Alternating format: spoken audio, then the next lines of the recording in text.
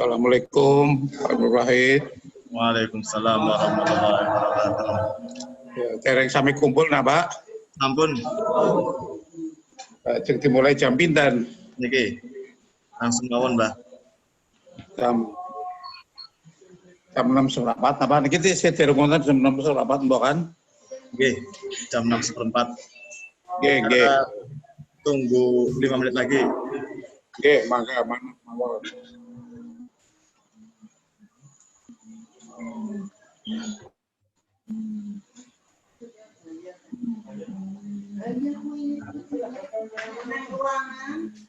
Ruangan ini mati, ruangan ini tertutup sama video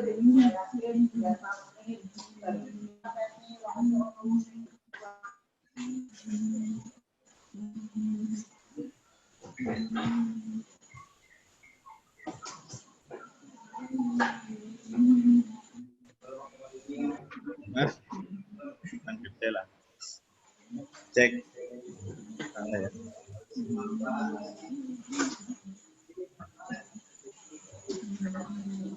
Nah itu orang itu. Ini Bi. Orang tempat saya itu jadi guru besar di Semarang.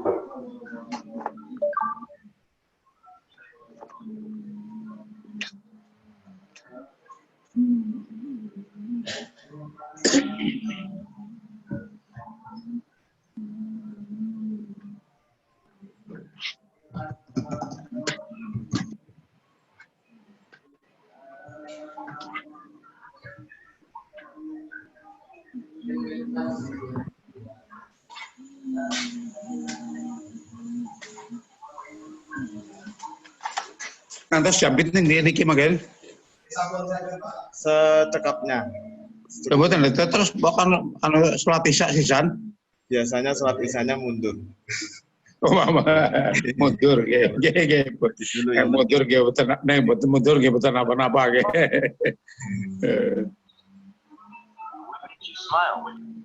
Bisa dimulai nggih, Prof? Monggo, tergantung jenengan mawon, kula ta melu mawon. Dibuka screen. Assalamualaikum warahmatullahi wabarakatuh. Waalaikumsalam warahmatullahi wabarakatuh. Bismillahirrahmanirrahim. Alhamdulillahirabbil alamin wa bihi nasta'in wa ala umuri dunya waddin. Wassalatu wassalamu ala asrofil anbiya'i wal mursalin wa ala alihi wa sahbihi ajmain. Amma ba'du. Pada Bapak-bapak, ibu-ibu jamaah Masjid Nurul Huda Brangkal Kuapokodo Kebumen. Alhamdulillah pada malam hari ini kita ngaji dengan via Zoom ya, bersama Profesor Dr. Rifki Muslim dari Semarang dan kepada seluruh pengurus Muhammadiyah Gombong yang ikut gabung di Zoom ini, kami persilakan untuk mengikuti kajian pada malam hari ini dengan tema Ittiba Rasulullah SAW, ikhtiar menghindari COVID-19. Kepada Profesor Dr. Rifki Muslim, SPP FPU, kami persilakan. Assalamualaikum warahmatullahi wabarakatuh. Alhamdulillahirabbil alamin wa bihi nasta'inu ala umuri dunya waddin. Asyhadu an la ilaha illallah wa asyhadu anna Muhammadan abduhu wa rasuluh. Amma ba'du. Yang kami hormati teman-teman dari Brangkal, Pak Nur Wahid, Pak Ramlan, Pak Agus Haryono, Pak Puji, dan sebagainya. Alhamdulillah pada sore hari ini kita bisa ngaji bareng. Nah, dulu sebelum COVID, alhamdulillah saya sempat 2 kali ke Brangkal, tapi setelah itu ada COVID, dan mudah-mudahan Allah menunjukkan kepada kita jalan untuk kita bisa belajar agama tidak terhambat dengan adanya COVID ini. Malah justru barangkali adanya COVID ini merupakan suatu hikmah bagi kita umat Islam, khususnya umat di dunia pada umumnya, untuk belajar teknologi lebih bagus. Mungkin dulu kita tidak pernah berpikir apa itu Zoom, apa itu laptop, dan sebagainya. Mungkin kita nggak terlalu berpikir, ya memang ada beberapa yang biasa pakai, tapi sebagian besar saya kira kok enggak. Tapi alhamdulillah dengan adanya COVID ini malah kita bisa belajar bagaimana menggunakan laptop, bagaimana ngaji pakai Zoom, dan sebagainya. Kali ini saya akan bicarakan tentang hubungannya antara COVID dan ittiba Rasulullah SAW. Sudah bisa kelihatan ya, Anu ya? Sudah kelihatan, Pak. Kelihatan ya. Perlu diperbesar enggak, Pak? Sudah cukup? Perbesar lagi, Pak. Bisa diperbesar, mudah-mudahan bisa ini. Ya, ini sudah maksimal. Bisa ya? Iya. Sudah bisa lihat ya? Bisa. Ya, alhamdulillah. Jadi ittiba Rasulullah menghindari tertularnya COVID itu kita mulai dari COVID adalah cobaan dari Allah Subhanahu wa taala. Ada pertengahan surat Al-Baqarah, ya kira-kira pas pertengahan nih. Surat Al-Baqarah kan hampir 300. Ya, wala nabluwannakum bisai'im minal khaufi wal ju'i wa naqsim minal amwali wal anfusi was samarat wa basyiris sabirin. Nih 155, dan pasti akan menguji kamu dengan sedikit ketakutan, kelaparan, kekurangan harta, jiwa, dan buah-buahan, dan sampaikanlah kabar gembira pada orang yang sabar. Biasanya ayat ini 3 berturutan, yang 155 tadi baru, kemudian 156. Ya, jadi urut-urutannya yang ini biasa dipakai untuk pada waktu sholat berjamaah. 3 ayat ini berurutan. Walayat luanakum bisai'im minal khaufi wal ju'i wa naqsim minal amwali wal anfusi was samarat fabasyiris sabirin walladzina idza asabathum musibatun qalu inna lillahi wa inna ilaihi raji'un ulaika alaihim sholawatuhum mir rabbihim warahmah wa ulaika humul muhtadun. Jadi 3 ayat ini sering dipakai oleh imam untuk pada waktu sholat jamaah. Cuma saya tidak tahu, mudah-mudahan di Brangkal tidak. Di Semarang yang saya lihat tuh, saya tahu imam itu pada ngerti, bisa hafal. Tapi kelihatannya mungkin nama jamaahnya takut, karena ayat yang kedua kan, Fa'idha asobatu musibatum qalu inna lillahi. Jadi orang berpikir kalau inna lillahi itu orang mati gitu ya, padahal enggak. Inna lillahi itu kembali pada Allah. Kita misalnya kayak kehilangan uang, innalillahi, jatuh akhirnya sakit, innalillahi. Orang yang tidak ngerti tak dulu, apa mati tuh jatuh kok innalillahi, padahal innalillahi itu kembali pada Allah ya. Itu jadi masih banyak yang takut dengan ayat ini, tapi yang jelas menurut saya COVID ini adalah cobaan dari Allah untuk kita, apakah kita menjadi orang yang bertakwa apa enggak. Mari kita belajar sedikit tentang COVID. Monggo dipirsani, COVID-19 itu nama lainnya adalah SARS-CoV-2 ya, SARS-CoV-2. SARS itu adalah penyakit corona 2019 yang mulai Desember 2019 di Wuhan, Cina. Kemudian seluruh dunia sekarang sudah ada, dan yang terjangkit juga sudah banyak banget ya. Coba pirsani, COVID-19 itu adalah singkatan dari coronavirus disease. Disease-nya disease itu penyakit. 19 itu tadi 2019. Sering disebut juga SARS-CoV-2. Severe Acute Respiratory Syndrome Coronavirus 2. Jadi sindrom atau penyakit-penyakit pernapasan yang akut dan parah yang disebabkan oleh coronavirus. Virus corona itu banyak. Yang paling lama ada di Indonesia, mungkin di dunia juga, adalah virus corona yang menyebabkan flu. Jadi kalau kita flu itu virus corona itu. Kemudian pada waktu kira-kira 10 tahun yang lalu, semacam COVID, tapi hanya terbatas di daerah Timur Tengah, di daerah Arab sana, disebut MERS COVID berapa waktu itu saya lupa. Itu adalah semacam COVID, tetapi ringan di Jazirah Arab, Mesir dan sekitarnya. Itu virus corona juga. Kemudian ada virus corona lain dan sebagainya. Kalau lihat sejarah, 100 tahun lebih yang lalu itu ada pandemi virus yang disebut flu Spanyol. Waktu itu flu Spanyol 1918 itu sampai 2 tahun baru hilang. Jadi perkiraan COVID ini juga mungkin sampai 2 tahun bisa lebih. Pada waktu flu Spanyol itu yang meninggal di seluruh dunia itu antara 50 sampai 100 juta orang yang meninggal di seluruh dunia. Lalu apakah COVID itu akan seperti itu, semengerikan itu? Nah itu yang semua orang tidak tahu.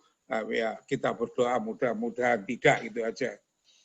Andai kata ya, karena di zaman Rasulullah juga sudah ada wabah, tetapi kalau alam yang namanya virus itu kan baru ditemukan 10-20 tahun yang lalu aja, yang dulunya tidak tahu penyakit apa itu. Nah, ini monggo dipirsani di seluruh dunia.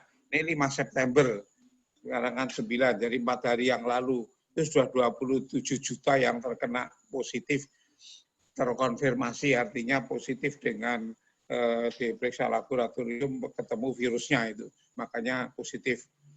Yang sembuh 19 juta, yang mati hampir 1 juta di seluruh dunia.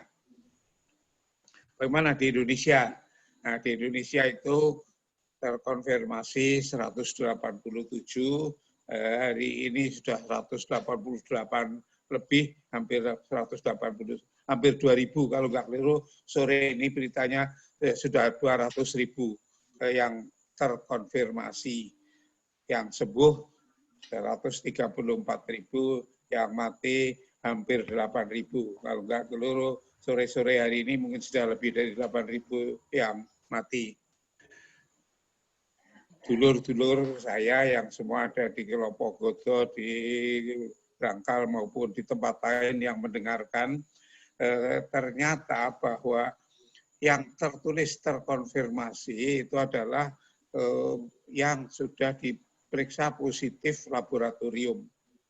Padahal dari berita koran maupun di WA, pada waktu pertama kali oleh pemerintah diumumkan adanya COVID di Indonesia awal Maret, di Jakarta waktu itu sudah mengubur hampir 1.000 orang yang belum tertulis terkonfirmasi, yang diperkirakan COVID, sehingga dikubur dengan cara seperti orang COVID sekarang, jadi dibungkus dengan plastik dan sebagainya. Pokoknya sudah seperti itu caranya. Jadi menurut para ahli, dimanapun, bukan hanya di Indonesia saja, kalau yang positif itu 187, sejatinya kalau diperiksa semua 4 kali lipat kira-kira yang terkena. Jadi banyak banget. Monggo, inilah gejala COVID.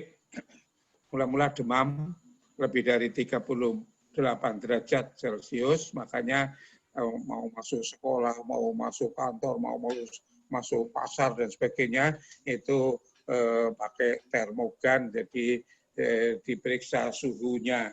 Ya, pemeriksaan suhu itu belum tentu benar. Pertama, alatnya.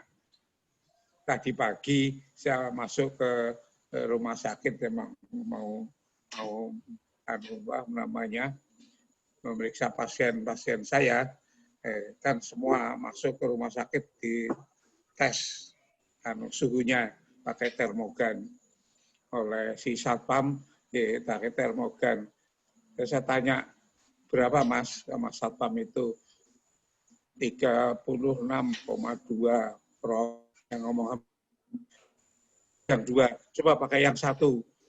Pakai yang 1 cuma 35, jadi alatnya rusak gitu. Jadi ternyata bahwa banyak problemnya untuk itu. Baterainya habis, ya mesti nggak jelas lagi, apalagi alatnya terjatuh juga sudah nggak karuan.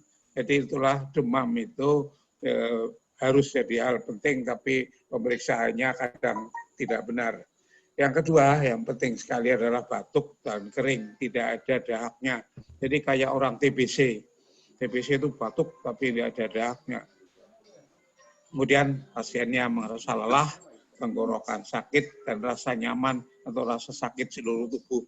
Jadi kalau orang Jawa, loro kabeh awake gitu, kira-kira gitu. Bisa ada gejala lain, misalnya diare atau mencret, kepala sakit, pusing, mata merah kayak belean, konjungtivitis itu belean. Bisa indera bau dan indera rasanya hilang. Jadi ada bau wangi juga tidak bisa tahu, ada bau busuk juga tidak tahu, dan sebagainya. Kemudian kulitnya seperti alergi, jadi kemerahan, gatal, dan sebagainya. Ini penularannya, monggo dipirsani. Jadi orang yang batuk atau bersin, dan orang itu punya virus di dalamnya, maka droplet atau percikan itu akan menyebar. Bila menyebar itu dropletnya atau percikannya itu masuk ke dalam mulut orang sehat, mulut atau hidung atau mata orang sehat, maka orang itu tertular. Ya, jadi droplet, jadi percikan. Diperkirakan dropletnya itu bisa sampai 15 meter. Jadi kalau ada orang batuk dan batuknya itu tidak bungkuk, lurus itu berdirinya, atau duduknya lurus, mulutnya lurus, maka kira-kira 15 meter ke depan itu masih terkena percikannya. Makanya kita harus selalu pakai masker atau face shield, ya, tutup muka yang pakai plastik bening itu. Kemudian kontak langsung dengan penderita, itu penularan lain, bersentuhan langsung dengan tubuh, dengan kulit, dengan pakaian yang dipakai penderita. Makanya banyak tenaga kesehatan yang terkena karena dia harus memeriksa pasien, dia bisa tersentuh kulitnya, pakaiannya, dan sebagainya. Kemudian juga dengan barang yang baru dipakai atau dipegang penderita. Ini yang paling sulit seperti ini. Jadi kita tidak tahu orang itu punya virus apa enggak, dia pegang barang, setelah itu kita pegang, nah, itu masuk ke kita. Bisa juga kotoran atau buang tinja, air seni, air liur, itu juga menularkan. Ini virus itu menurut penelitian bisa melayang di udara 3 jam, lalu menempel di barang apa saja di sekitarnya, di pegangan pintu, di lantai, di dinding, di tangan orang, di mobil, semua bisa nempel itu. Makanya kalau keluar rumah selalu pakai masker, jangan memegang barang-barang yang tidak perlu. Jadi sama sekali tidak dianjurkan memegang, misalnya kita ke masjid, memegang dinding, memegang apa yang tidak perlu, kalau bisa tanpa pegangan. Bahkan kalau ada jemaah yang terkena, maka bukan hanya karpet sudah dicopoti, di lantainya itu juga virusnya bisa hidup di situ sampai beberapa jam. Kemudian jangan bersalaman, apalagi peluk laki-laki dengan laki-laki kan zaman dulu kalau ketemu karena lama ya, saling peluk terus sudah salaman dan sebagainya. Nah, ini tidak boleh zaman sekarang. Kemudian segera cuci tangan pakai sabun sebelum kita memegang muka kita, mulut kita, hidung kita dan sebagainya. Ya, jadi sabun itu jadi barang penting. Ini penelitian baru, virus itu ternyata hidup di air seni. Jadi pasien yang mengalami COVID maupun di tinja atau fesesnya. Makanya ternyata ada penularan di WC umum, toilet umum, kamar mandi umum. Nah, makanya yang ada hubungannya bukan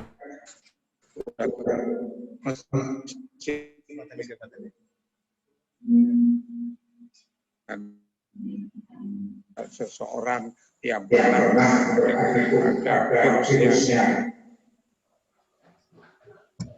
Ini penelitian yang paling baru. Ternyata virus ini hidup juga di air mani, sehingga suami istri mudah saling tertular. Ini sekarang ditakutkan adanya klaster keluarga. Salah satu keluarga tertular, maka akan menulari anggota keluarga yang lain. Contoh, bapaknya tertular di lokasi kerja, dia pulang menularkan pada keluarganya. Ibunya mungkin waktu belanja, dia tertular di tempat belanja. Atau anaknya tertular di sekolahan, bisa menulari ibunya, bapaknya yang sehat dan sebagainya. Ya, naudzubillah min dzalik. Mudah-mudahan itu tidak terjadi pada keluarga-keluarga kita. Makanya ada beberapa hal yang orang yang mudah tertular, yaitu yang punya penyakit nafas kronik, misalnya asma, TBC, dan lain-lain. Ya. Kemudian punya penyakit kardiovaskuler, penyakit hipertensi atau tekanan darah tinggi, penyakit jantung, penyakit stroke, itu juga mudah tertular. Orang yang kencing manis atau diabetes, punya gangguan fungsi ginjal, dari ginjalnya rusak, livernya rusak, punya penyakit kanker, lansia, orang di atas umur 60 tahun, itu juga termasuk mudah tertular. Kemudian orang yang terlalu lelah, terlalu capek, orang stres. Yang nomor 9 itu yang tidak enak, obesitas atau gemuk. Itu kalau tertular orang obesitas atau kegemukan, itu daya tahan tubuhnya rendah, bisa mengalami kematian. Dari tenaga kesehatan yang foto-foto dan nama gambar-gambarnya itu banyak yang kita lihat, ternyata banyak yang mereka kegemukan, dokter yang gemuk, perawat yang gemuk, kemudian dosen atau siapapun yang kegemukan, ketular dan sebagainya. Jadi orang kegemukan itu daya tahan tubuhnya rendah sekali. Pengobatannya apa? Vaksin belum ditemukan. Yang ngomongnya sih katanya vaksin dari Cina, tapi banyak yang tidak percaya itu vaksin Cina karena katanya vaksinnya itu tidak khas untuk COVID, ya virus-virus lain yang dicampur aduk katanya, wallahualam, saya nggak tahu. Kemudian kita dengan obat-obatan naikkan imunitas, ada yang diberi antibiotik, vitamin, dan kita bisa menggunakan tibun nabawi. Insya Allah nanti kita sampaikan di belakang. Nah, pencegahan selalu pakai masker, yang sakit apalagi, yang tidak sakit. Kemudian jaga jarak. Jauhi kerumunan atau kumpulan. Jadi jangan kita terlalu sering kumpul-kumpul dengan orang. Kebersihan diri dan lingkungan. Ini hindari banyak orang di ruangan tertutup. Jadi kalau ini kumpul di masjid, monggo tapi harus terbuka, pintunya terbuka, jendelanya terbuka, ya. Karena kalau tertutup, jadi yang namanya virus di udara ya langsung mudah masuk. Kalau terbuka kan dia ikut keluar bersama angin. Di luar nggak ada apa-apa ya, cepat mati lah virusnya. Tapi kalau terkumpul kita di situ kan mudah terkena. Ya. Dan yang jelas tidak boleh ada yang merokok satupun di situ. Kemudian selalu cuci tangan. Bapak-bapak, ibu-ibu, saudara-saudara, cuci tangan yang paling baik itu dengan sabun. Bukan dengan hand sanitizer. Sabun itu dalam waktu 20 detik virus akan mati. Ada yang mengatakan 10 detik. Tapi saya pakai yang 20 biar kita lebih hati-hati. Penelitian lain, sabun itu ada yang 8 detik, ada yang 10 detik. Tapi tetap ada juga sabun mandi sampai 20 detik, ya ada enggak apa-apa. Kemudian hand sanitizer itu dari alkohol. Itu matinya lebih pelan virusnya. Kalau kita pulang dari bepergian, ya usahakan ganti pakaian, kemudian segera direndam dengan air sabun atau pembersih kain, kemudian mandi pakai sabun dan sebagainya. Sebelum ketemu, sebelum ngomong-ngomong, makan-makan di rumah. Ini selalu pakai masker pada saat keluar rumah. Di dalam rumah, bila di rumah itu ada yang sakit batuk atau flu. Jadi kalau di rumah, kita kan nggak tahu, semua orang sudah diperiksa PCR dan sebagainya. Kalau di rumah ada yang flu, ya kita yang sehat, maupun yang flu, ya disuruh pakai masker. Ini urutan masker yang efektif. Paling efektif N95, itu mencegah virusnya 95%. Itu yang biasa dipakai di ruangan-ruangan yang mengandung virus. Kemudian masker bedah efektifnya sedikit di bawah N95, itu biasa dipakai oleh dokter perawat secara umum di rumah sakit biasanya warna biru. Kemudian masker dari kain itu juga lumayan baik daripada tidak pakai sama sekali. Kemudian kita usahakan supaya daya tahan tubuh kita naik. Itu minum air yang cukup, sebaiknya air hangat. Wanita 2 liter sehari, laki-laki minimal 2,5 liter sehari. Ya. Kemudian makanan harus ada sayur, protein, dan buah. Jangan makan terlalu kenyang. hindari stres dan jiwa kita harus tenang. Nah, ini penting sekali. Tidur harus cukup, yaitu 6-7 jam. Insya Allah di belakang nanti lebih ada penjelasan lebih lanjut. Selalu jaga kebersihan, hindari makanan dingin. Semua makanan kita lebih baik yang hangat. Ya. Kemudian olahraga yang teratur, kemudian terkena sinar matahari tiap hari, walaupun hanya 10 menit itu terkena sinar matahari. Ya, sebetulnya manusia itu harusnya itu bisa struktur sehat karena Allah itu telah menciptakan kita itu sebaik-baiknya dan secara sempurna. Laqad khalaqnal insana fi ahsani taqwim. Sungguhnya kami telah menciptakan manusia dalam bentuk yang sebaik-baiknya.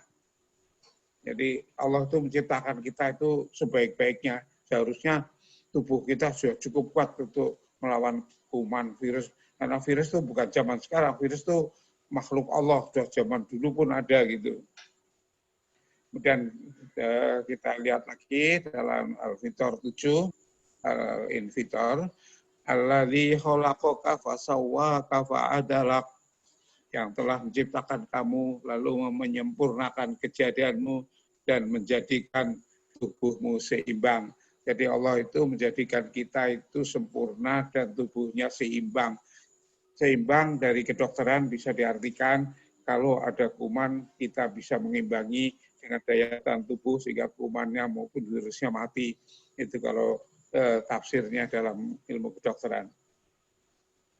Kemudian kita baca dalam Al-Baqarah, "Walladzi khalaqalakum ma fil ardi jami'a tsumma stawa ila samai fasawwahunna sab'a samawat wa huwa bikulli syai'in alim." Dialah Allah yang menjadikan segala yang ada di bumi untuk kamu. Dan dia berkehendak menciptakan langit, lalu dijadikannya 7 langit. Ya, dia maha mengerti atas segala sesuatu. Ya, jadi Allah itu menciptakan bumi dan seisinya. Ya bumi, ya manusia, ya tumbuh-tumbuhan, ya binatang, ya virus, semua diciptakan oleh Allah untuk berada di bumi ini. Dan semua di bawah kekuasaan Allah. Jadi kalau ada orang kena penyakit apapun, itu adalah takdir Allah. Tapi kan kita semua tahu, jangan, ya udahlah kalau memang takdirnya kena COVID, ya COVID, ya jangan gitu. Pertama salah, kita nggak boleh seperti itu bukan takdir, namanya itu orang nekat. Yang kedua, takdir itu bisa dihilangi, dirubah dengan berdoa. Kan hadisnya ada, tidak ada yang bisa menolak takdir kecuali doa. Ya, selalu kita berdoa tiap hari. Kemudian dalam Al-Hijr, apapun yang ada keperluan kita untuk hidup, untuk makan, untuk minum, untuk berobat, sudah ada di dunia. Wa ja'alna lakum fiha ma'ayis wa malastum lahu birasikin. Dan kami jadikan untukmu di bumi semua keperluan hidup, dan kami ciptakan pula makhluk-makhluk lain yang bukan kamu yang memberi rizki. Ya, makhluk lain ya tadi macam-macam, ada virus, ada kuman, dan sebagainya. Bapak-bapak, ibu-ibu, jadi kalau sekarang sibuk orang ribut vaksin belum ada, obat belum ada, padahal Allah sudah menciptakan semua itu ada, hanya kita belum tahu aja.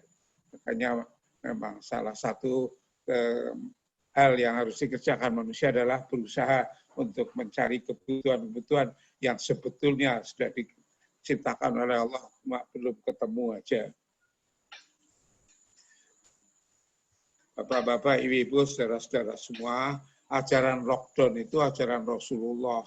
Ada satu hadis sahih dari Imam Bukhari dan Muslim. Rasulullah bersabda, wabah atau taun adalah azab untuk Bani Israel dan umat sebelum kamu. Bila kamu mendengar ada wabah di satu daerah, maka kamu jangan masuk ke situ. Bila kamu sudah ada di dalam daerah itu, maka kamu jangan menghindar. Ya, jadi orang yang masuk ke daerah wabah itu salah. Itu kita dicegah oleh Rasul. Katakanlah di daerah A ada wabah, ya kita nggak boleh masuk ke A, daerah A. Nah, orang yang hidup di daerah A tidak boleh keluar. Kenapa? Kalau dia keluar, dia bisa menularkan kemana-mana. Ini adalah ajaran lockdown dari Rasulullah. Cuma namanya lockdown kan baru ini aja, setelah ada COVID ada kata lockdown, dulunya juga nggak ada. Kemudian ajaran physical distancing, jaga jarak, bahasa Indonesianya jaga jarak, itu juga ajaran Rasulullah. Hindarilah orang yang terkena lepra, seperti kalian menghindari singa. Jadi kalau ada orang sakit yang sakit menular, ya kita menghindar, jangan dekat-dekat gitu aja. Kira-kira seperti itu, ya. Jadi jaga jarak. Karena kita tidak tahu orang di dekat kita itu dia bawa virus apa tidak, maka perintahnya kita jaga jarak 1 sampai 1,5 meter. Cukup pada sebetulnya kalau orangnya sakit sih tidak cukup, tapi karena toh yang ketemu kita mungkin orangnya sehat, kemungkinan juga bisa menular, ya dianggap cukup. Karena tadi saya katakan dropletnya itu bisa sampai 15-16 meter jauhnya. Ini prinsip isolasi, ini sesuai perintah Allah. Janganlah yang sakit dicampur atau didekatkan dengan yang sehat. Ini juga kita prinsip isolasi, penderita COVID maupun penderita apapun, itu selalu jangan dicampur dengan orang sehat. Itu hadis sahih dari Bukhari. Inilah Bapak-bapak, Ibu, ittiba Rasulullah menjaga kesehatan, kebersihan diri, makanan yang halal thayyib, minuman jangan berlebihan, olahraga rutin, kerja istirahat harus seimbang, tidak boleh terlalu capek, cukup tidur, jiwa sehat dan husnudzon.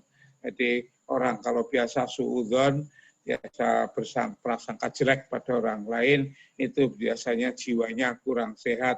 Dan orang yang jiwanya kurang sehat mudah terkena penyakit apapun, termasuk COVID ini. Bapak-bapak, ibu-ibu, saudara-saudara, ini adalah beberapa upaya untuk menaikkan daya tahan tubuh. Maka disebut imunomodulator. Imunomodulator itu bahan yang menaikkan imun tubuh. Imun itu daya tahan tubuh. Disebut imunomodulator. Ya, saya tunjukkan imunomodulator yang dari Tibun Nabawi. Ya, Tibun Nabawi itu kedokteran yang berasal dari Rasulullah, yang sekarang sering di sebagian dari Islamic medicine atau kedokteran Islam.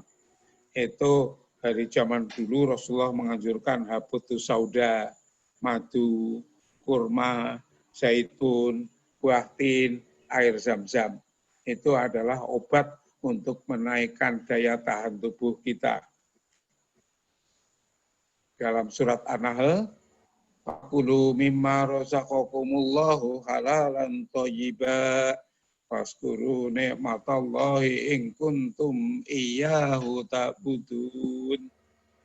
Maka makanlah yang halal, lagi baik halalan thayyiba, dari rezeki yang telah diberikan Allah pada kamu. Syukurilah nikmat Allah jika kamu hanya kepadanya saja menyembah. Apa sih beda halal dan baik, halalan thayyiban? Katakanlah makanan kita yang kita makan itu halal. Thayyib ada? Ya belum tentu thayyib. Kalau orang punya penyakit kencing manis, makanan yang banyak gulanya ya tidak thayyib untuk orang yang punya diabetes, itu contohnya. Terlalu banyak daging tidak baik untuk orang yang tekanan darah tinggi dan sebagainya. Jadi halal atau thayyibah itu seperti itu. Bukan itu aja, makanan yang dibuat hari ini dimakan 2 hari lagi, 3 hari lagi itu juga tidak thayyib karena bisa menimbulkan jamur, kuman dan sebagainya. Walaupun kita panasi terus dan sebagainya, tetap aja tidak baik buat kesehatan, tidak toyib. Bapak, Ibu, saya berikan beberapa contoh penelitian kedokteran untuk bahan-bahan yang berasal dari Tibun Nabawi. Ini ada di majalah kedokteran di seluruh dunia. Penelitiannya itu ribuan. Jadi ada saya tuliskan beberapa aja yang ada hubungannya dengan Tibun Nabawi. Habatus sauda atau Nigella sativa itu adalah jintan hitam. Kalau ibu-ibu, bapak-bapak tahu jintan hitam, yaitu habatus sauda. Ini penelitiannya di majalah yang saya sebut di atas itu habatus sauda atau jintan hitam adalah imunomodulator. Ingat tadi ya, imunomodulator adalah bahan yang menaikkan daya tahan tubuh panjenengan semua. Dua, ini akan menaikkan sistem imun tubuh dan juga anti-inflamasi. Radang itu juga bisa sembuh. Jadi orang yang lututnya sulit untuk sholat, bisa sulit ditekuk, tangannya kaku dan sebagainya, itu adalah inflamasi dari sendi. Nah, obatnya salah satunya adalah habatus sauda. Monggo bisa dibuktikan. Ya jangan pikir habatus sauda itu kayak obat dulu begitu dimakan sekarang nanti sore sudah enakan. Itu enggak. Itu bahan-bahan alami, itu harus dimakan jangka lama, mungkin sebulan, 2 bulan, 3 bulan baru sembuh. Tapi biasanya sembuhnya ya menetap, sembuh yang bagus. Kalau bukan sembuh sebentar kumat lagi, insya Allah enggak. Ini penelitian lain di Eropa, ya habatus sauda atau Nigella sativa menaikkan kadar imunoglobulin dan menaikkan jumlah limfosit. Imunoglobulin itu protein di dalam tubuh yang sebagai bahan untuk membuat daya tahan tubuh. Kemudian limfosit itu adalah sel darah putih tertentu yang akan mematikan kuman maupun virus yang masuk. Jadi kalau virus masuk ke tubuh kita lewat tangan, lewat keringat kita, lewat mulut, lewat hidung, lewat mata. Jadi lewat mata itu bisa, jadi mata ketempelan lalu masuk melalui selaput mata, masuk ke darah dan sebagainya. Nah, kemudian kalau ada yang masuk, maka limfosit, sel darah putih tertentu, itu akan datang membunuh virus atau kuman yang masuk. Monggo di pirsan ini Rasulullah bersabda, sungguhnya habatus sauda obat bagi segala penyakit kecuali asam. Waktu itu sahabat tanya, apa itu asam ya Rasul? Asam itu artinya kematian. Jadi percaya apa enggak? Ya harus percaya. Hadisnya sahih, masa Rasulullah ngapusi kan enggak. Kalau hadis sahih ya harus percaya. Hanya berapa dosisnya, bagaimana caranya, itu mungkin yang enggak semua orang tahu atau mungkin banyak yang belum tahu. Monggo nanti bisa ditanyakan kalau masih ada yang belum jelas. Jadi sekedar aja sebelum sampai ke madu, habatus sauda tadi, kalau kita beli jintan hitam dijual empon-empon di pasar, ya pasar tradisional, itu kan murah sekali. Itu kita bisa minum setengah sendok teh pagi, setengah sendok teh sore, itu sebagai obat. Kalau penyakitnya parah, 3 kali setengah sendok. Kalau sudah dalam bentuk kapsul, ya pagi 3 kapsul, sore 3 kapsul. Bisa juga pagi 3 kapsul, siang 3 kapsul, sore 3 kapsul. Ya, jadi tergantung penyakitnya. Kita lihat penelitian tentang madu. Ini penelitiannya di Eropa. madu, kualitas di mana-mana di Indonesia dan sebagainya. Saya ambil kebetulan yang dari Eropa aja. Madu itu mengandung antioksidan. Antioksidan itu adalah bahan di dalam tubuh yang melindungi kerusakan dari sel. Jadi kalau ada kuman masuk ke sel kita, itu dia akan rusak. Karena rusak, maka fungsi sel itu rusak. Katakanlah masuk ke sel ginjal, maka ginjalnya jadi rusak. Nah, antioksidan itu melindungi kerusakan itu. Jadi supaya selnya kuat, tidak rusak. Sedangkan kalau imunomodulator itu menaikkan sistem imun sehingga kuman atau virus yang masuk dimatikan. Jadi beda antioksidan dan imunomodulator. Okay? Ini ayat tentang madu. Kemudian makanlah dari tiap-tiap buah-buahan dan tempuhlah jalan Tuhanmu yang telah dimudahkan. Ini perintah untuk lebah. Dan dari perut lebah itu keluar minuman madu yang berbagai warnanya. Di dalamnya terdapat obat yang menyembuhkan bagi manusia. Sungguh pada yang demikian benar-benar terdapat tanda kebesaran Allah bagi orang yang memikirkan. Jadi madu itu adalah obat. Penelitian tentang madu sebagai obat banyak banget, ribuan penelitian dokteran. Jadi salah satunya mungkin banyak belum pernah dengar. Jadi kalau ada orang luka, ya, orang luka, misalnya kena pisau atau kena paku, ini luka gitu ya, setelah bersihkan pakai betadin atau alkohol, kemudian dileleti dengan madu. Dibalut boleh, tidak dibalut boleh, begitu kering dileleti madu lagi. Itu cepat sekali sembuh. Ini bukan omongan biasa, tapi sudah diteliti di rumah sakit dan ditulis di jurnal bahwa memang madu itu mempunyai efek yang bagus penyembuhan luka. Salah satunya. Kemudian kurma. Ternyata kurma itu juga punya khasiat yang bagus untuk tubuh kita. Penelitiannya orang Jepang, dia memeriksa kurma yang matang, ya ternyata mengandung bahan yang disebut polifenol dan polisakarida yang merupakan imunomodulator yang menstimulasi sistem imun tubuh sehingga ada penyakit. Jadi penelitian tentang kurma.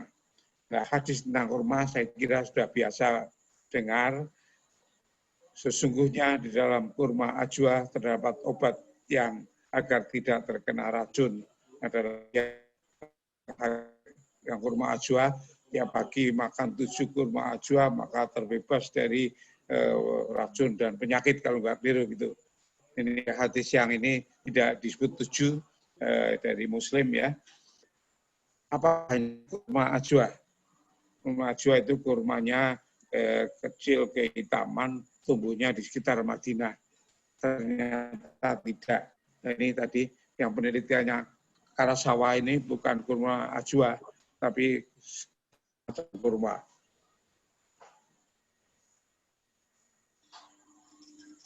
Bapak-bapak, ibu-ibu yang dirahmati Allah, ini contoh penelitian minyak zaitun. Minyak zaitun itu disebut olive oil. Ini penelitiannya orang Eropa juga.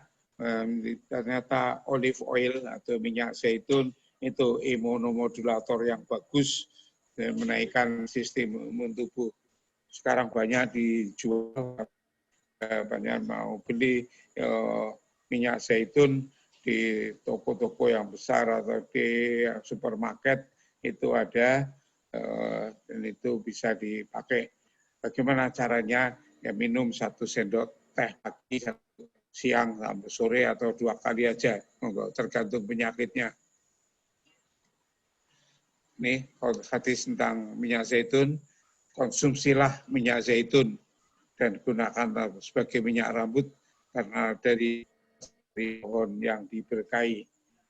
Hadis dari Tirmizi dan Ibnu Majah. Bapak-bapak, ibu-ibu yang dirahmati Allah, bagaimana tentang buah tin? banyak yang belum tahu bentuknya seperti itu, besarnya kira-kira ya agak besar, sebesar duku besar lagi gitu kira-kira. Itu penelitiannya kebetulan ini orang Cina semua yang di negeri Cina atau Taiwan. Dia menemukan bahwa buah tin itu akan menaikkan sistem imun tubuh sehingga tidak terkena infeksi kuman, bakteri maupun virus. Ini juga sambil yang dari Cina. Nanti kalau sambil yang tulisannya orang Arab nanti oh ya jelas saja orang Arab nanti supaya biar dianggap bagus. Ini yang saya tulis justru yang punya orang Cina. Ya, ternyata orang Cina itu penelitian kedokterannya mengatakan buah-buah tin itu bagus sekali untuk menaikkan daya tahan tubuh kita.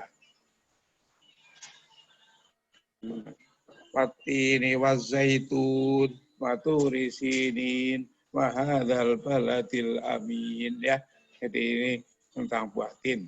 Jadi buah tin itu buah yang masuk di dalam Al-Qur'an, dan buah itu minyak zaitun itu ada di dalam Al-Qur'an dan insya Allah bermanfaat untuk kesehatan.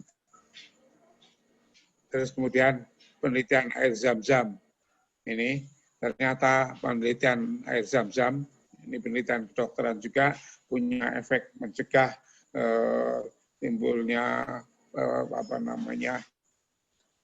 mencegah terhadap kanker, tumor, menaikkan sistem limfosit, antioksidan, dan menjaga imunitas. Jadi efeknya air zam-zam itu banyak sekali. Dan memang air zam-zam itu hadisnya juga bisa seperti itu. Ini sebaik-baik air zam-zam, air di muka bumi adalah air zam-zam. Di dalamnya terdapat makanan yang mengenyangkan dan obat untuk penyakit. Ini dari Abi Dawud, di khairu ma'i ala wajhil ardi ma'u zam-zam. Ya, jadi ini air yang paling bagus di dunia itu air zam-zam. Kemudian ada ternyata bagus sekali, ini masih jarang sekali yang membaca maupun meneliti maupun ngomong tentang ini. Ternyata bahwa membaca Al-Quran atau mendengarkan Al-Quran menyebabkan kadar imunoglobulin G dan C3 naik sehingga sistem imun tubuh naik. Jadi kalau orang lagi sakit, maka dibacakan Al-Quran supaya sehat. Bukan orang yang sudah sekarat dibacakan Al-Quran biar cepat mati, itu salah berpikir aja gitu. Jadi orang yang sakit biasa, bacakan Al-Quran. Insya Allah dia akan lebih sehat. Nah ini penelitiannya, membaca Al-Qurannya itu 20 menit. Bukan sebentar, ini 20 menit ini. 20 menit membaca sama mendengarkan sama, cuma lebih bagus kalau dia bisa membaca sendiri. Kalau tidak bisa membaca sendiri, kalau lagi sakit atau apa dan sebagainya, silahkan mendengarkan Al-Quran 20 menit. Makanya ya sekarang kan mendengarkan Al-Quran tidak harus pakai tape, pakai alat yang canggih. HP kita sendiri bisa ada aplikasi, bisa langsung klik, bisa mau jus berapa aja bisa. Jadi sambil kita layah-layah tiduran siang hari, kita klik baca Al-Quran, lalu kita dengarkan. Insya Allah selain berpahala, maka daya tahan tubuh kita jadi lebih bagus.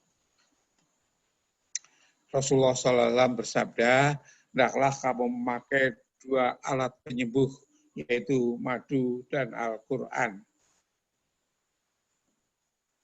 Di Indonesia, mungkin di tempat lain juga, lalu timbul orang-orang yang mengobati penyakit apapun dengan Al-Quran dengan didoakan dan sebagainya. Mereka menyebut ruqyah syariah. Jadi dibacakan Al-Quran. Apa sebetulnya mana? Apakah ada ayat-ayat tertentu ya yang bisa menyembuhkan? Ternyata bahwa dari beberapa hadis memang ada, katakanlah hadis yang sangat terkenal berasal dari Aisyah radhiyallahu an, Ibnu Majah atau Tirmizi saya lupa.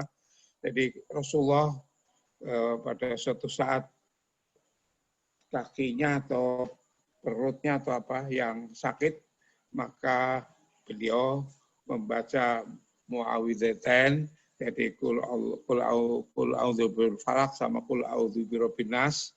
Setelah selesai, maka beliau meniup tangannya, kemudian tangan yang sudah ditiup habis membaca kul a'udzu birabbil falaq sama kul a'udzu birabbin nas itu diusapkan di tempat yang sakit, dan itu diulang beberapa kali. Kalau di hadis itu dikatakan kalau Rasulullah ternyata kecapean karena mungkin habis dakwah dan sebagainya, maka Aisyah yang membacakan dan sama diusapkan di tempat yang sakit dan akan sembuh. Ayat lain yang menyembuhkan ada enggak? Insya Allah banyak. Insya Allah lain kali ada kesempatan yang datang pengobatan dengan Al-Quran. Insya Allah saya mudah-mudahan saya bisa memberikan di teman-teman di Berangkal sini. Kita lihat di Quran surat Al-Isra, wa nunazzilu minal Qur'ani ma huwa shifa wa rahmah lil mu'minin wa la yazidudz zalimina illa khusara. Ya. Jadi Quran itu adalah sebagai penawar atau obat dan rahmat bagi orang yang beriman. Dan Quran itu tidaklah menambah kepada orang yang zalim kecuali kerugian. Jadi kalau begitu ada yang menafsirkan kalau orang yang non-muslim tidak percaya Al-Quran, ya tidak bisa berobat dengan Al-Quran. Wallahu alam, ada yang menafsirkan begitu, ada juga bukan orang kafir atau non-muslim, tapi orang zalim yang akan mengalami kerugian. Yang jelas untuk kita, umat Islam, insya Allah Quran itu adalah obat. Pengalaman pribadi, bapak-bapak, ibu-ibu, saya sebagai seorang ahli bedah, itu sering harus melakukan operasi pasien, karena misalnya tidak bisa kencing dan sebagainya, dan sering pasien datang dalam keadaan tekanan darahnya tinggi. Begitu tekanan darahnya tinggi, pasti ada dokter penyakit dalam yang ngasih obat untuk menurunkan tekanan darah tinggi. Yang terjadi, begitu dikasih obat, turun. Tapi begitu sudah turun, saya bilang, oke, kita turun besok dioperasi, malamnya naik lagi. Terus berhari-hari begitu, sampai pasiennya juga frustasi, keluarganya frustasi, ya, lalu perawatnya juga yang tidak frustasi, alhamdulillah saya. Karena saya tanya pada suster atau pada pasien, ternyata memang tekanan darahnya tinggi. Saya tanya pada Pak atau Bu yang nunggu pasiennya sama penunggunya, bisa baca Al-Quran enggak? Kalau tidak bisa, oke, saya bilang perawat, Mbak, tolong panggilkan bagian kerohanian ke sini. Kenapa, Prof? Itu pasien ini bacakan Al-Quran 1 juz. Saya ngomong aja 1 juz, biar gampang aja. Atau pasien juga bisa baca Al-Quran, bisa dok pelan-pelan, yaudah enggak apa-apa. Siang ini sampai nanti malam 1 juz selesai ya Pak. Ya insya Allah. Atau istrinya yang bacakan karena bapaknya kesakitan banget, yang nungguin, yang mengerjakan. Alhamdulillah obatnya yang dari penyakit dalam hati minum pun besok pagi tekanan darahnya sudah turun. Itu sudah berkali-kali, bukan hanya 1 kali. Jadi Al-Quran itu adalah memang obat. Ini dalam Fusilat juga sama. Ya, baca yang ditulis putih aja. Qul huwa lilladzina amanu huda wa shifa. Ya, katakanlah Al-Quran itu adalah petunjuk dan penawar atau obat bagi orang yang mukmin. Ya. Jadi uratnya panjang, jadi memang Quran itu sebagai obat. Inilah kita lihat pengobatan yang lain yang bersumber dari Rasulullah, yaitu sesungguhnya cara pengobatan yang baik adalah hijamah atau bekam. Hadis sahih dari Bukhari nomor sekian dan Muslim nomor sekian. Ya. Bapak Ibu, kalau kita mengutip hadis, coba usahakan yang ada nomornya supaya bisa dicek kebenaran hadis itu dan sebagainya.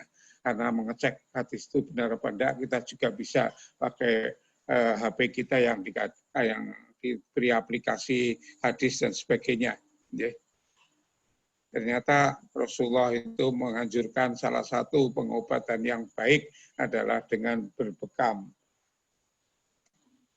Ini penelitian bekam, ini ternyata bekam itu akan mengaktifkan sistem imun tubuh.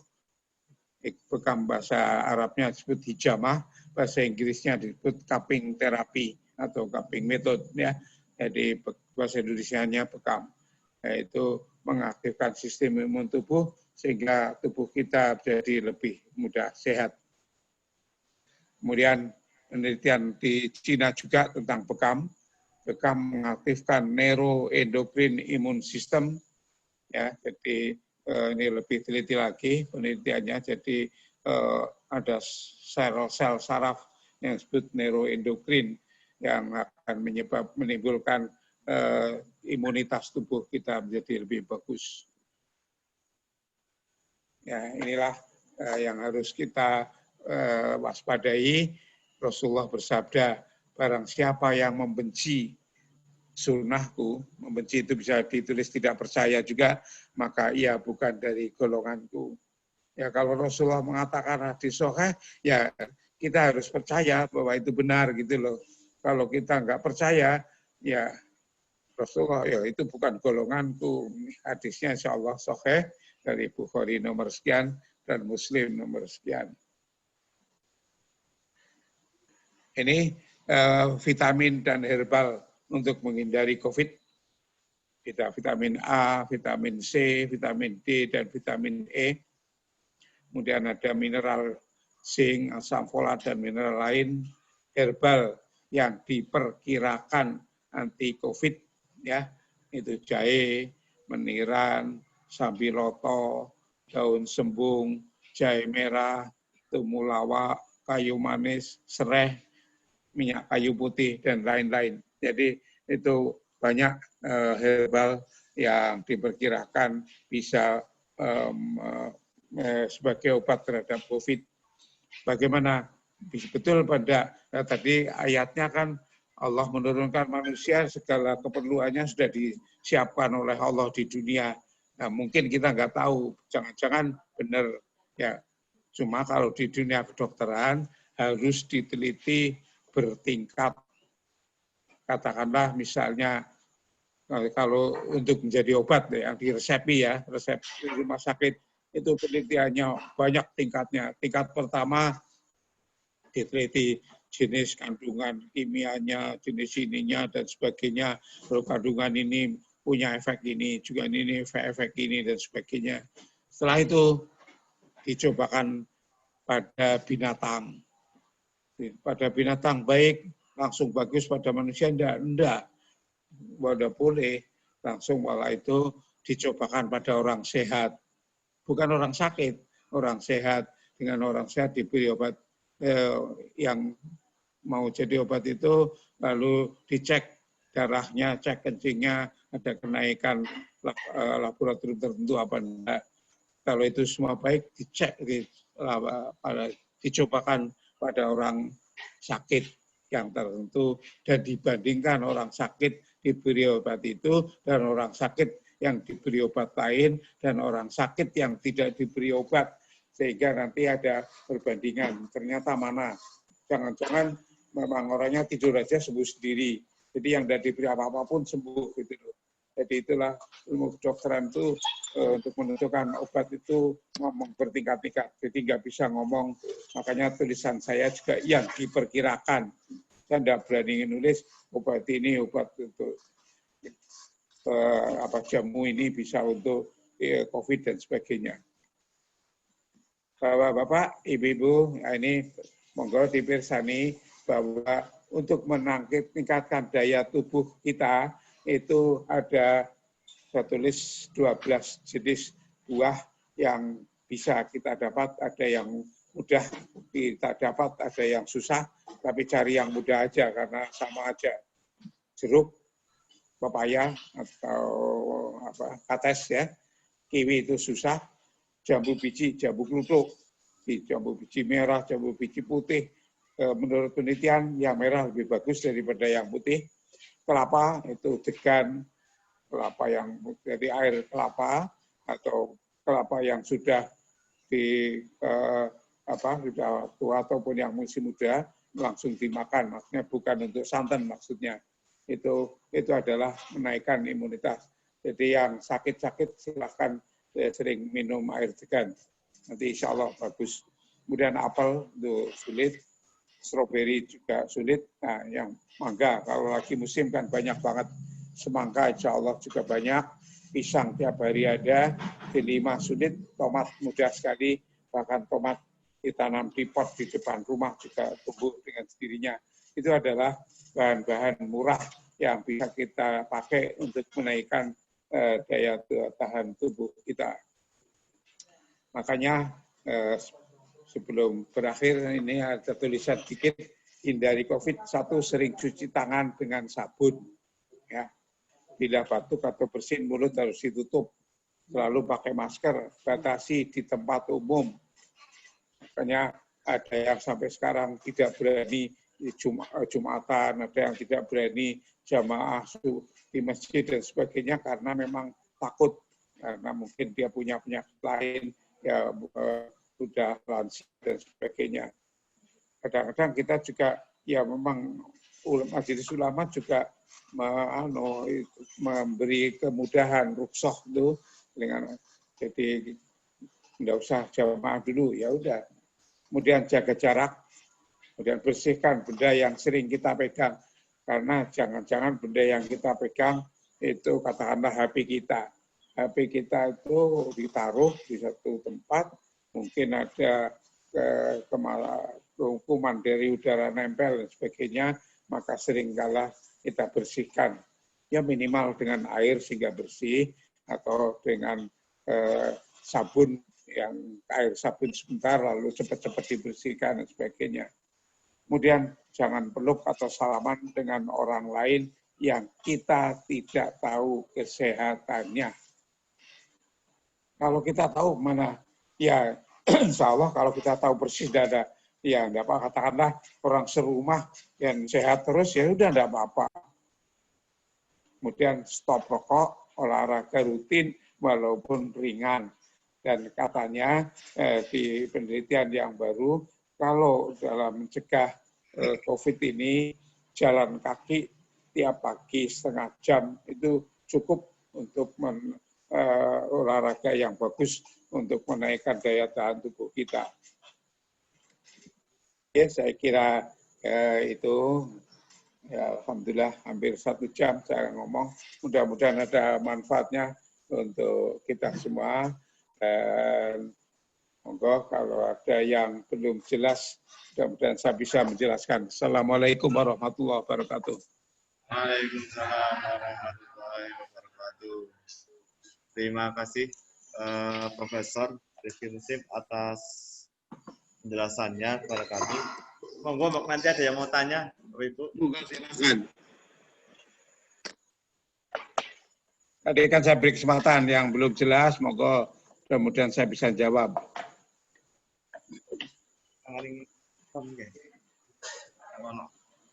Pak Ratno mau tanya.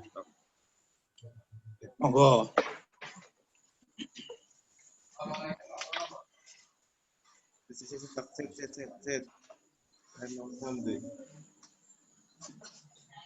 Nggak jelas.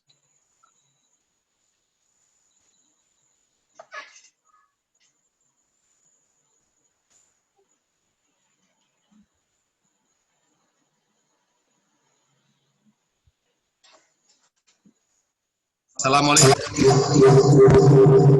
Waalaikumsalam. Betul. Begini Pak Prof, ini pertanyaan saya, ini mengenai orang yang kena penyakit kronis atau penyakit menaun. Monggo dikatakan agak kurang jelas. Tadi kan disampaikan bahwa obat bisa menyebabkan berbagai penyakit kecuali penyakit asam atau kematian. Yang saya tanyakan, bagi orang yang sedang berobat ke dokter, itu kalau disambung dengan berobat memakai habatus sauda, itu perlu berhenti dalam berobat dokter atau bisa dicampur sambil mengkonsumsi habatus sauda. Gitu. Terima kasih. Assalamualaikum. Pak Nur Wahid, tolong ini mic-nya nggak begitu jelas di tempat saya. Pertanyaannya apa intinya? Gimana, Prof? Coba dijelaskan pertanyaannya. Dari di tempat saya nggak begitu jelas. Inti pertanyaannya apa tadi? Inti pertanyaannya, bagi orang yang sedang berobat ke dokter, kalau kita pindah ke habatus sauda, itu bisa apa atau tidak, Dok? Apa bisa? Boleh. Nggak apa-apa. Nggak masalah. Itu di Rumah Sakit Rumani Muhammadiyah Semarang, itu kita punya klinik Tibun Nabawi di rumah sakit. Itu pada waktu saya direktur di sana, saya sekarang sudah selesai direkturnya. Nah, itu saya membuat klinik Tibun Nabawi. Di situ ada bekam dan sebagainya, hingga orang yang lagi berobat ke dokter, kemudian dia kepingin lebih cepat sembuh, ditambah dengan obat habatus sauda atau ditambah bekam, nggak apa-apa. Nggak apa-apa, malah bagus ya Allah. Nah, silakan aja. Jadi bisa didobel ya? Ya, boleh. Sudah, terima kasih, Dok. Monggo, silahkan. Ada lagi monggo, Bapak-bapak, Ibu-ibu.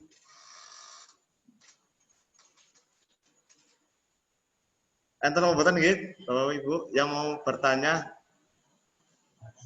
maju. Barangkali ada yang mau bertanya, mumpung kajian belum selesai. Namun paham sedoyo.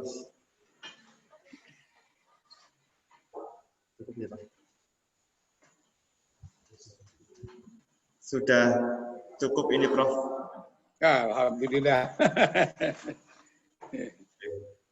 Berarti kajian pada malam hari ini kita cukupkan sampai sekarang dulu. Insya Allah nanti kita sambung pada pertemuan yang akan datang. Untuk malam Rabu depan dengan Dr. Atika, ada materinya nanti Pak Rektor akan menghubungi Dr. Atika, dan insya Allah kita akan via Zoom lagi. Mudah-mudahan dengan Zoom seperti ini kajian tetap jalan dan tetap bisa menggunakan protokol kesehatan. Itu saja dari kami sebagai pembawa acara. Kami mohon maaf apabila dalam membawakan acara banyak sekali kekurangan atau kesalahan. Kita tutup pertemuan pada malam hari ini dengan doa penutup majelis.